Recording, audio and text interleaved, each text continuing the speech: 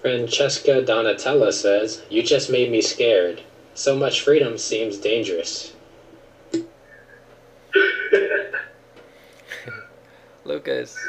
Lucas looks scared. Yeah. Are you scared of freedom? Well, we don't even know what a freedom is. How can you be scared of something you don't know what, about?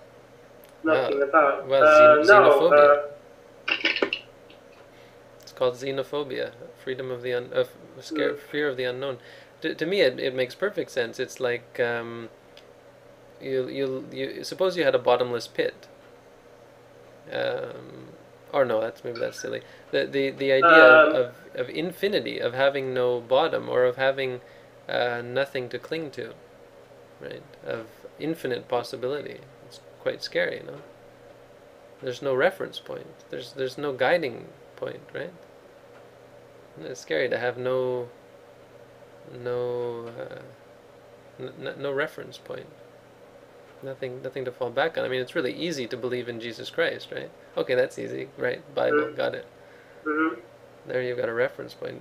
Buddhism, in the sense that I'm explaining it, doesn't have a reference point. But in my other video I did qualify that, because there is one. No, nibbana is a reference point, so you strive towards nibbana. Here and now would be also the reference point, right? That's another good one.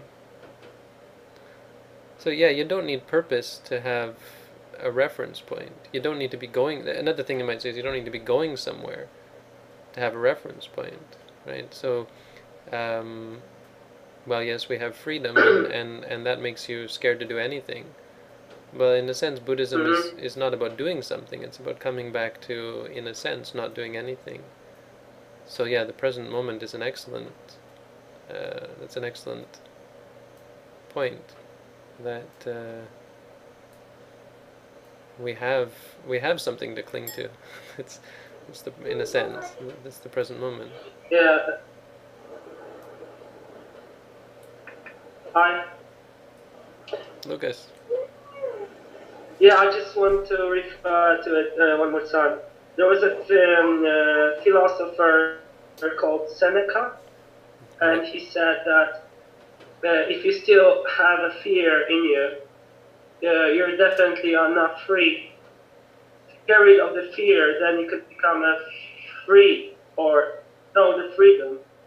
So how you can be afraid of being free is a state without fear. Well, there's another thing as well, is that the fear itself is a reference point. The fear itself is something to not cling to, but quote unquote cling to, in the sense of you're afraid of this and it paralyzes you. Well, don't go further than the fear, which is of course the present moment. But that's, I think, a general important point, is that when you are angry about something, well, the anger is the most important thing. When you're afraid of something, well, the fear is the most important thing. So this goes with such philosophical questions as, is there a purpose to life? Is there a purpose to life? Well, how do you feel about the question? How do you feel about the answer? It makes me afraid. Well, much more important is the fear. Welcome, Troy. Troy, do you want to tell us about yourself? Where are you? I'm in Canada, and I have 2 small kids here, so I might go on mute. And if it becomes disruptive, please let me know. What part of Canada? I'm in Toronto. Cool. I think you were originally Canadian, or a Canadian citizen, should I say? I'm Canadian, eh? Yeah, that's right, eh? No, I'll be in Toronto in April. I'm coming back to Canada. Oh, really? Yeah. I'm gonna try to set up. I'll be staying in Caledon, and trying to set up a center there. Oh, excellent. If there's any posts you put up in that regard, I'll be paying attention. Yeah, you can also join our.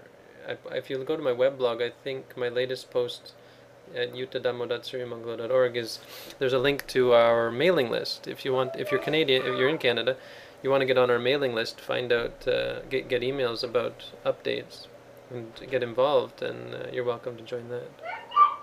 Thank you. Sorry, I'll put myself on mute. It's okay. In fact, I probably should go. I think I'll fight for it. So. Okay. Well, thanks for coming. Bye-bye.